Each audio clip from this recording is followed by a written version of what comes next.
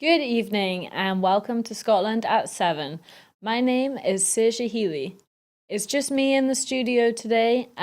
Linda, we have to send all of our hopes and prayers to. She is currently in surgery after having a nasty accident, so she's having surgery on her shoulder. So everyone keep Linda in our hearts and minds today. So as always, we'll start with the Ukrainian crisis, and it is day 365. Ukrainian President Volodymyr Zelensky has paid tribute to all those who have died since the war with Russia began last February. President Zelensky took to Telegram earlier to reflect on the last 12 months, insisting Ukraine will hold Russia to account for all the terror, all the killings, and all of the torture. He also said, as it is customary in his speeches, that Ukraine will prevail. This comes as Ukraine's intelligence service says that the country is being warned to expect missile attacks to coincide with the anniversary. The UN General Assembly is due to vote later today on a resolution calling for Russia to leave Ukraine with immediate effect. This vote, of course, is not legally binding, but as with General Assembly resolutions, it does hold significant political weight. Speaking to the BBC earlier, Romania's foreign minister, Bogdan Orescu, said the adoption of the resolution would make it clear to Moscow how little support there was for its war against Ukraine. But some countries, like Belarus, China, Iran, have said that the text raises tensions and advances a regressive Cold War mentality. Vladimir Putin remains defiant as Russia celebrates the Defender of the Fatherland Day as a public holiday in the country. In a speech, he declared Moscow's intentions to develop its nuclear arsenal of weapons this year. In the UK, Defense Secretary Ben Wallace has suggested the war in Ukraine could go on for another year, saying that Putin has complete disregard for its own soldiers.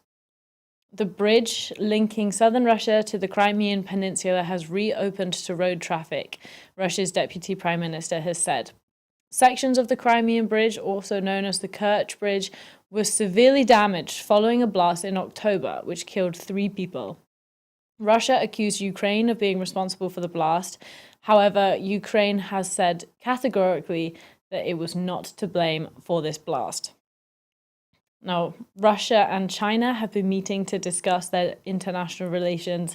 China's top diplomat, Wang Yi, has met with Vladimir Putin in Moscow as China and Russia reaffirm their close bilateral relationship. Putin said that Russian-Chinese relations were proceeding as planned and talks of meeting new milestones in areas such as bilateral trade. Putin had said that the two countries had ongoing cooperation in international affairs and expressed Russia's gratitude to China. Now, Wang met with Russia's Foreign Minister Sergei Lavrov, and the two are expected to reach a new consensus on advancing relations between the two states. Putin described the international situation as quite complicated, but said that Sino-Russian cooperation was important for stabilizing the international situation. Wang said, "A crisis is always an opportunity," and that the Sino-Russian relationship was never dictated by any third parties. Both leaders emphasized the importance of multipolar approaches to international affairs, a worldview that rejects what China describes as the US unipolar approach to dominating global leadership. Xi Jinping is expected to give a peace speech tomorrow on the anniversary of the invasion, which will probably build on the ideas outlined in the Global Security Initiative.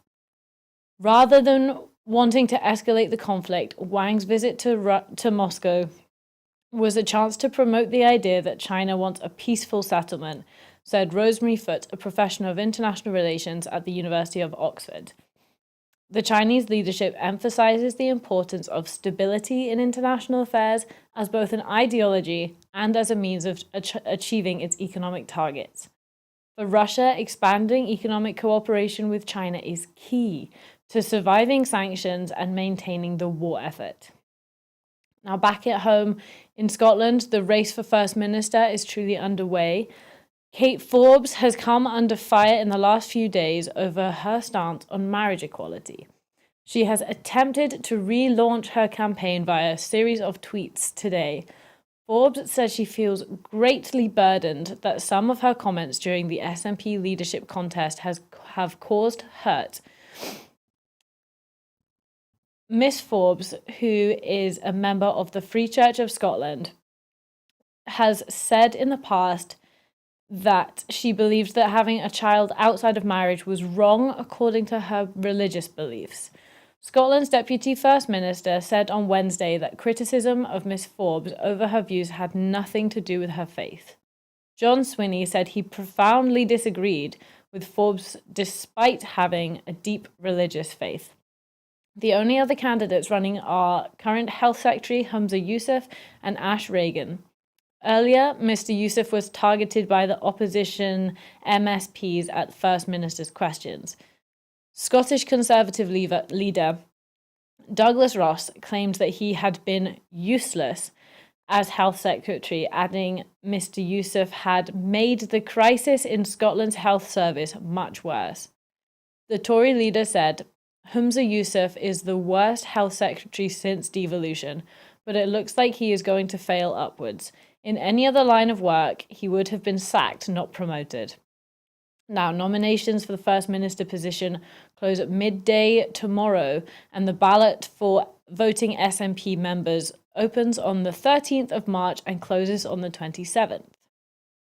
Moving across the water, an Omagh police officer is currently fighting for his life as 3 have been arrested on suspicion of the shooting. Detective Chief Inspector John Caldwell was shot last night in Omagh, County Tyrone. The high-profile officer was shot multiple times in what the PSNI Chief Constable Byrne called a brazen attack. Caldwell was struck after a football coaching session, and children ran in sheer terror from the gunmen, police said. He is now in a critical condition in hospital, and an attempted murder investigation has been launched. Police say they are keeping their minds open, but the primary focus was on dissident Republicans and the new IRA.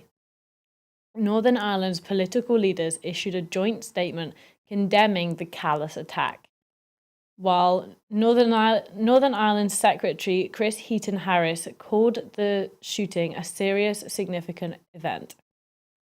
Former leader of the Ulster Unionist Party, Mike Nesbitt, stated that the perpetrators of the attack have no moral or political authority to do what they did.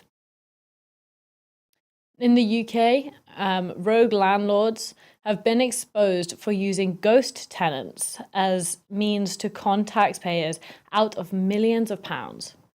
Criminal gangs are among those buying cheap properties to convert into housing for vulnerable people, in some cases claiming welfare benefits for payments for tenants who did not live there. Police have said that owners of these collections of properties are making up to £500,000 a month by providing supported exempt accommodation for people such as care leavers and domestic abuse survivors. Now, it has emerged that some landlords are also claiming housing benefits for people who have moved out of the property or never existed in the first place, known as ghost tenants. On one street in Birmingham, nearly a quarter of the properties had been converted into exempt accommodation for vulnerable people, yet at least 3 were found to be ghost tenancies and a 4th was a cannabis farm. Birmingham City Council said it had recovered £4.9 million in wrongly claimed housing benefits from supported exempt accommodation landlords. More than 3,000 housing benefit claims have been cancelled in the city after not being paid when they should have been. In Brazil, the death toll from a catastrophic flood and landslide in the state of Sao Paulo has risen, and looters have prevented aid from reaching survivors. Search and rescue teams have been racing to find dozens of people that remain missing in the devastated areas of Brazil's southeastern Sao Paulo state, as official death tolls rise to 48. Rescue operations are continuing, and firefighters, police, and volunteers still hoped to find people alive in the rubble of houses slammed by the landslides. Around 1,730 people have been displaced and 1,810 left homeless, according to the Sao Paulo state government. The state government said that there was more rain expected as a new cold front favors the formation of heavy clouds over the region, with moderate to heavy showers forecast to fall until the early evening after a cloudy morning. The homeless are currently being sheltered in schools, kindergartens, and churches in São Sebastiano. About 7.5 tons of aid items, including food, water, and hygiene kits, have already been distributed to the victims, according to the state government of Sao Paulo. But not all of this aid has reached its intended destination, with criminals taking advantage of the chaos by looting trucks and carrying the donations elsewhere. Brazil's Environment Minister, Marina Silva, visited Barra do Saí, a district that has been hardest hit by the chaos.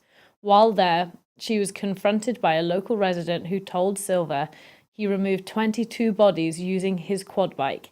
He complained that victims of the floods and landslides had been abandoned, and he said the supplies were not reaching them.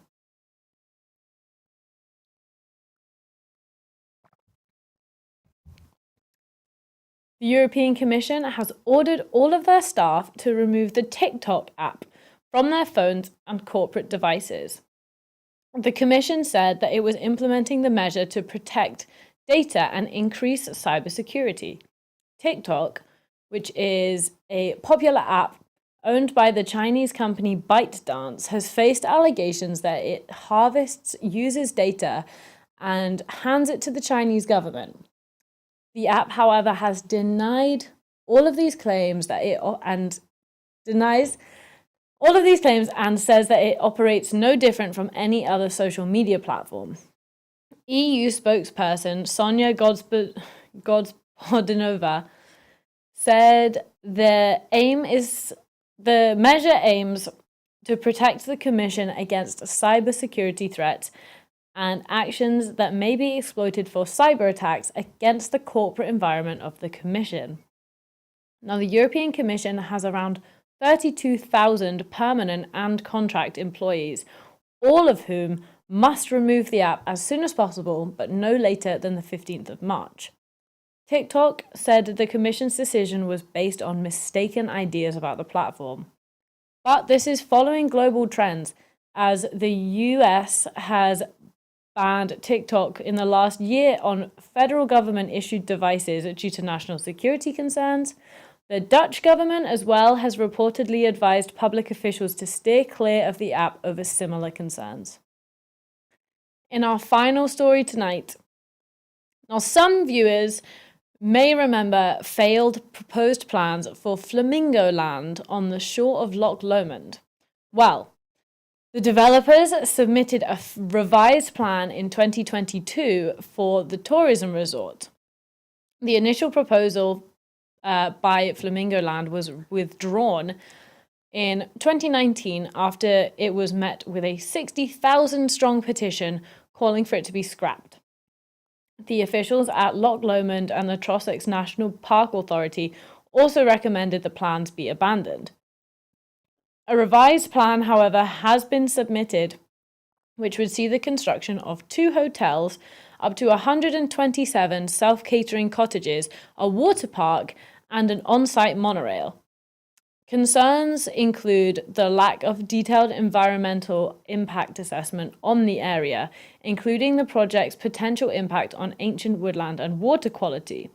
However, amendments to the 2022 proposal have now been made, scrapping the plan for the destruction of a woodland area, with Development Director for Lomond Banks stating that we have been committed to listening to the national park, the local community, local business, and other key stakeholders. And their feedback to date has really helped shape our plans into something that fits the vision for a tourism business for the future, which Balloch and the wider Loch Lomond area could truly benefit from. Scottish Green's MSP, Ross Green, has previously called for the project to be scrapped, calling it a garish, oversized and totally inappropriate development. Now, more than 40,000 have signed a second petition objecting to the project. So we'll just have to see how that one plays out. So that's it for this evening. And before I go, just want to remind you all that Broadcasting Scotland, we depend on the generosity of our supporters. So to everyone who has donated and to everyone who has signed up to make regular monthly payments, thank you very much. Our programmes will always be free to view. However, if you can afford £5 a month, please consider becoming a Broadcasting Scotland supporter. Linda Graham does more than anyone could ever imagine behind the scenes to keep Broadcasting Scotland going, to keep the wheels turning and to keep the programmes coming out every night. We couldn't appreciate Linda anymore.